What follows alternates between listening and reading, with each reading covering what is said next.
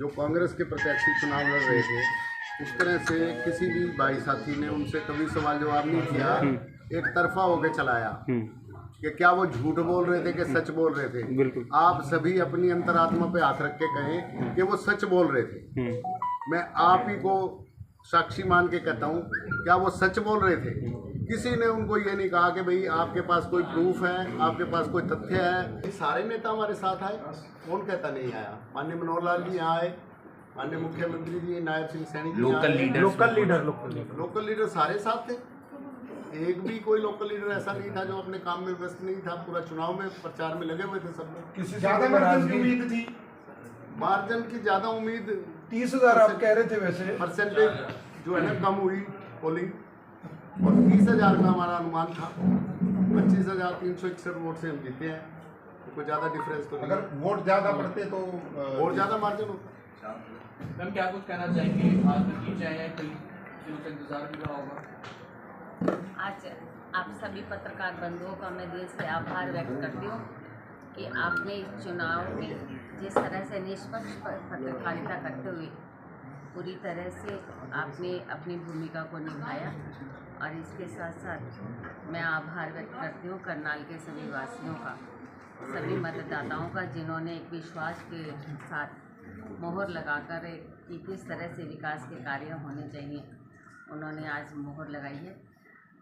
उन्होंने मोहर लगाई है माननीय हमारे केंद्रीय मंत्री आदरणीय श्री मनोहर लाल जी की रीति नीतियों पर, कि 10 सालों तक जिस तरह से उन्होंने करनाल को सींचा है, करनाल की तस्वीर बदलने का काम किया है।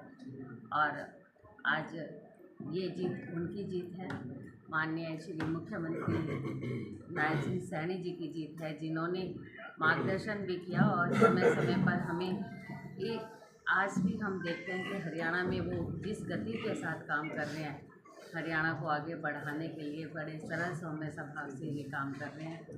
हमारे स्पीकर साहब इसमें लगातार जुड़े रहे, उनकी जीत है, आदरणीय हरविंदर कल्याण जी की।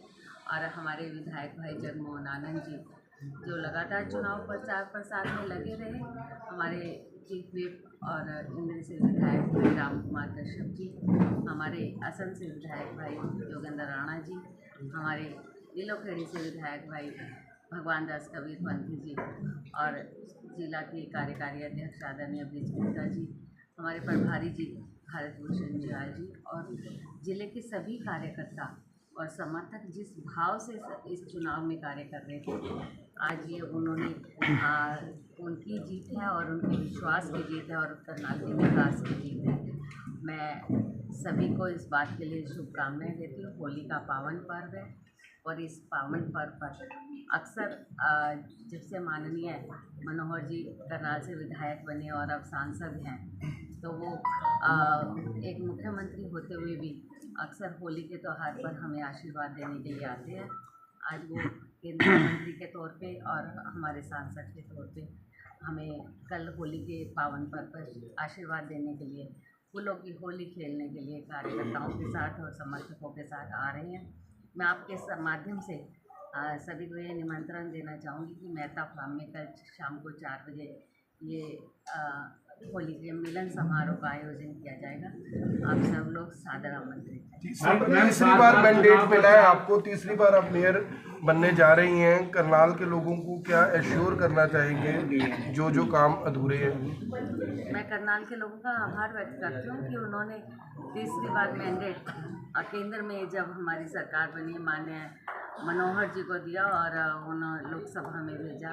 तीसरी बार मैंडेट माननीय मुख्यमंत्री जी को दिया, हमारे जगमोहन भाई को यहाँ से विधायक बनाया, और तीसरी बार अब मेयर के चुनाव के तौर पे, निकाय के चुनाव पर हमारे 15 पार्षद जीत कर आए। और जिस तरह से लोगों ने एक विश्वास जताया है, मैं आप उनके विश्वास पर पूरा खरा उतरने का काम करूँगी। पहले भी उनके साथ पारिवारिक तौर पे भी और सामाजिक तौर पे भी और विकास के तौर पे भी उनके साथ मजबूती के साथ हमने काम किया। आगे भी हमारे कुछ संकल्प पत्र में हमने वादे किए थे, उन वादों को पूरा करेंगे।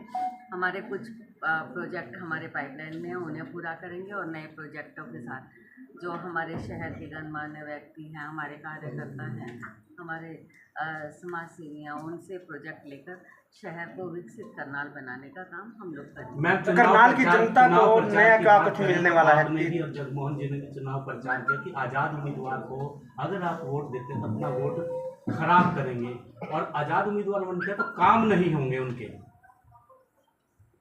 ऐसा हमने ये नहीं कहा, हमने ये कहा कि आज़ाद उम्मीदवार ये कहेंगे कि हमारे काम इसलिए नहीं हो रहे क्योंकि सरकार भाजपा की है। हमने ये नहीं कहा। मैंने पिछली बार भी जब चुनाव लड़ा था, हमारे 12 पार्षद सिंबल पर जीत के आए थे, कुछ ने ज्वाइन किया था और 2 फिर भी विपक्ष में रहे थे। आज भी उन पार्षदों से भी आप पता कर सकते हैं, कोई हमने भेदभाव नहीं किया, पर हम लोगों से ये कह रहे थे कि भाई ऐसा नहीं है, कहीं ये किसी का काम कोई करवाना ना चाहे और बाद में ये कह दे कि भाजपा की सरकार थी इसलिए काम नहीं। ऐसा कोई हमारा मैम, उद्देश्य चाहे नहीं था। बलविंदर सिंह का वार्ड है, पप्पू लाठर का वार्ड है, वो तो खुद बोलते रहे कि हमारे वार्ड में बहुत काम हुआ है। मैं यही कह रही हूँ कि भाई हम ये नहीं कह रहे, आज उनको शुभकामनाएं देते हैं, वो जीत के आए हैं, जनता ने उन्हें मैंडेट दिया, जनता के मैंडेट का हम कोई सम्मान पार्शियलिटी करें। नहीं होगी, आप ऐसा कह नहीं, रहे हम हैं? जनता के मैंडेट का पूरी तरह से सम्मान करें। गुप्ता जी, जैसे आपने एक बात बोली थी कि सोशल मीडिया पर दुष्प्रचार हुआ, मानते हैं कि पर्सनली टारगेट किया गया दुष्प्रचार करने के लिए? देखो रजत जी, ये बात तो स्पष्ट है कि पत्रकार का काम है ये। जब वो अभी जैसे आप मेरे से सवाल जवाब कर रहे हैं, जो कांग्रेस के प्रत्याशी चुनाव लड़ रहे थे, उस तरह से किसी भी भाई साथी ने उनसे कभी सवाल जवाब नहीं किया, एक तरफा होकर चलाया कि क्या वो झूठ बोल रहे थे कि सच बोल रहे थे। बिल्कुल। आप सभी अपनी अंतरात्मा पे हाथ रख के कहें कि वो सच बोल रहे थे।